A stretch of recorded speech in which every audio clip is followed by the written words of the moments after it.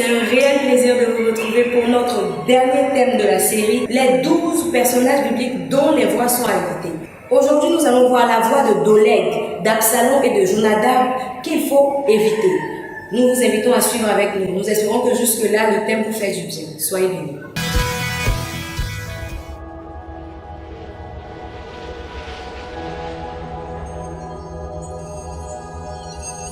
Shalom, shalom, que le Seigneur vous bénisse. Dans Ésaïe chapitre 8, verset 11, il dit « Ainsi me parla l'Éternel lorsque sa main me saisit, il m'avertit de ne pas marcher dans la voie de ce peuple. » Comme nous l'avions dit auparavant, la voie du peuple, c'est la voie qu'il emprunte. C'est la voie qui est empruntée par toute personne qui ne cherche pas à se conformer aux voies de Dieu et qui conduit et qui marche selon son propre cœur. Il marche contre les plans et les programmes tracés par Dieu. Aujourd'hui, nous verrons la voix de Doeg, la voix d'Absalom et la voix de Jonadab. Doeg était un Édomite. Doeg était serviteur de Saül. En quoi a consisté la voix de Doeg? Doeg a été celui-là il a été un rapporteur. Il a fait un rapport à Saül, lequel rapport a permis à Saül de tuer 85 sacrificateurs. Saül qui était fou, qui était vraiment, à cause de son pouvoir qu'il voulait conserver à tout prix, était prêt à détruire tout le monde à cause de David qui était le choix de Dieu. David qui avait été préparé par Dieu pour lui succéder plus tard. Alors, Doeg, parce que le sacrificateur avait reçu David, il a rapporté à Saül que le sacrificateur, dans le livre de 1 Samuel chapitre 22, que le sacrificateur Achimélec avait reçu David. Et pour cela, il a massacré le sacrificateur, toute sa lignée, tous ses enfants. Le seul qui s'est échappé était Abiathar. Doeg est le symbole de tous les rapporteurs, de ceux qui détruisent la vie des gens en apportant les commérages, en apportant des faux rapports, des faux témoignages. Beaucoup de vies et de destinées ont été brisées à cause des gens qui ne savent pas garder leur langue en bride. Beaucoup de gens ont été tués, même jetés en prison à cause des faux témoignages. Bien-aimés frères, à travers la vie de Doeg, Dieu veut nous amener à réfléchir. Quel témoignage as-tu donné? Quelle personne as-tu accusé qui injustement aujourd'hui se trouve dans une position? Des rapports qui n'étaient pas vrais qui ont été faits, des gens ont perdu leur travail à cause de toi. Beaucoup ont perdu leur position à cause de toi. Tu as été, à cause de ce que tu visais, tu as dit des choses qui n'étaient pas vraies sur la vie de certaines personnes. Considère que toutes ces choses sont des semences. Et tu as besoin de revenir à Dieu, de te repentir. Parce que toute semence, elle produit. Et ce que tu sèmes, tu le moissonnes. Mais voici le temps préparé par Dieu pour te ramener dans ses voies. Si tu reviens à lui, il sera prêt à te pardonner, à te réhabiliter, te montrer la voie que tu dois suivre. Même dans la maison de Dieu, peut-être tu as menti sur des gens, tu as menti sur des serviteurs, tu as menti sur ton frère, sur ta soeur. Tu n'as pas eu l'occasion de lui demander pardon. À travers la vie de Doeg, Dieu veut t'interpeller à revoir ton attitude et à parler. Je voulais vous raconter une petite histoire pour vous faire rire un peu. Il y avait 3 personnes qui étaient parties une fois. Ils s'étaient vus parce que chacun avait une attitude qui n'était pas bien. Ils ont dit, ah, nous allons partir chercher la face de Dieu, prier pour rechercher notre délivrance.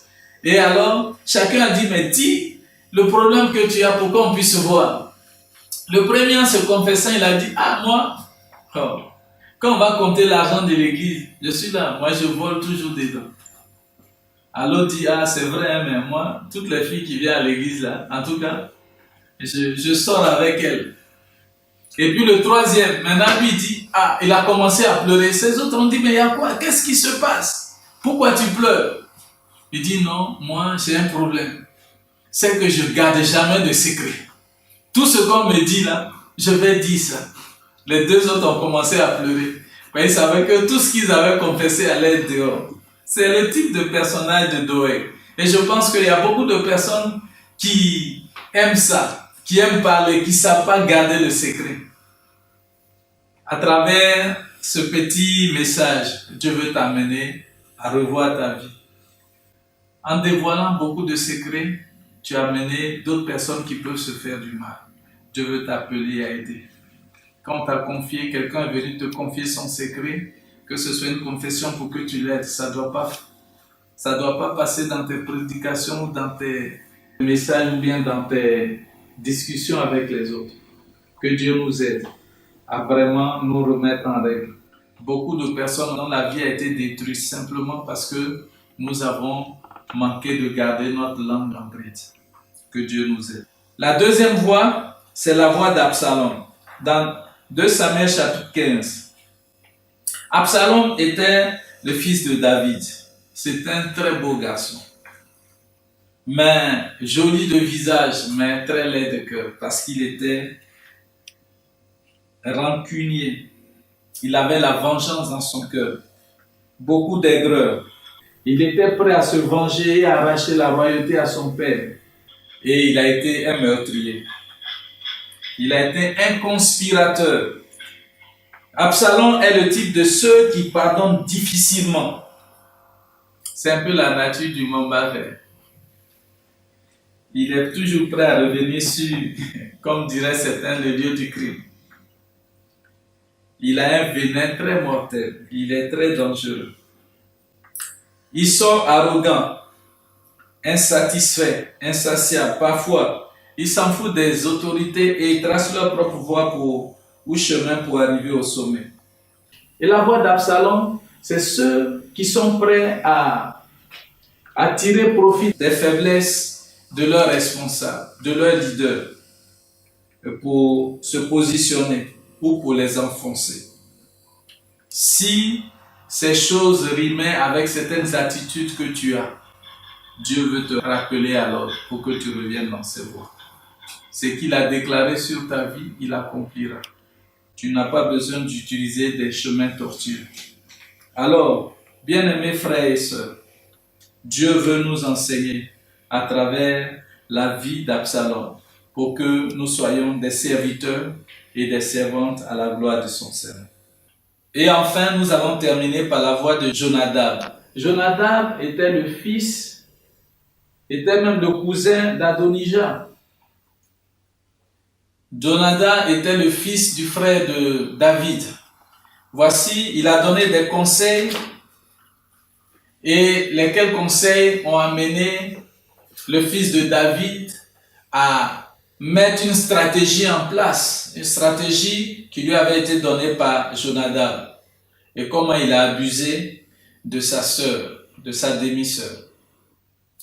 La voix de Jonadab, c'est ceux qui donnent des faux conseils pour amener les gens, mais pour amener ceux qui veulent se perdre à se perdre.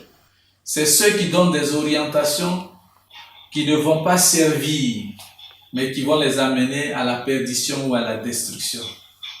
C'est ceux-là qui sont prêts à écraser ceux qui sont tombés et qui avaient besoin d'être relevés. Jonadab n'était pas un bon conseiller. Combien de personnes viennent te donner des conseils? Sûrement, cela arrive dans les couples, quand les gens rencontrent des moments difficiles, ils partagent leurs histoires, souvent avec leurs camarades. Beaucoup ont quitté des foyers sous le conseil de leurs camarades.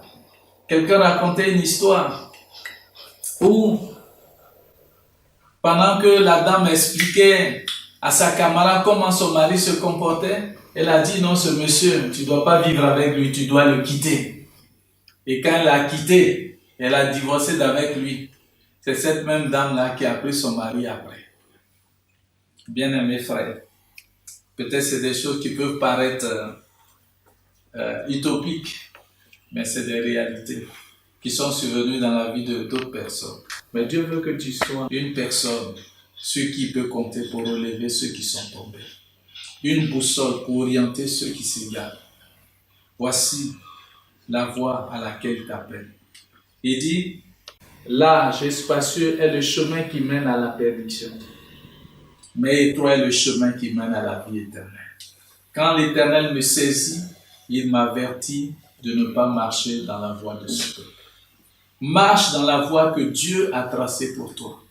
Marche en obéissant à sa parole, en marchant conformément à ses instructions. Et la gloire de Dieu éclairera tout ton chemin. Il t'amènera à bon port et te donnera de réussir dans toutes tes entreprises. Il dit que ce livre de la loi ne s'éloigne point de ta bouche, médite-le jour et nuit. C'est alors que tu auras du succès. C'est alors que tu réussiras dans toutes tes entreprises. Que Dieu nous aide à revenir à lui, à être dans ses voies et que sa grâce nous accompagne tout au long de notre vie. Amen.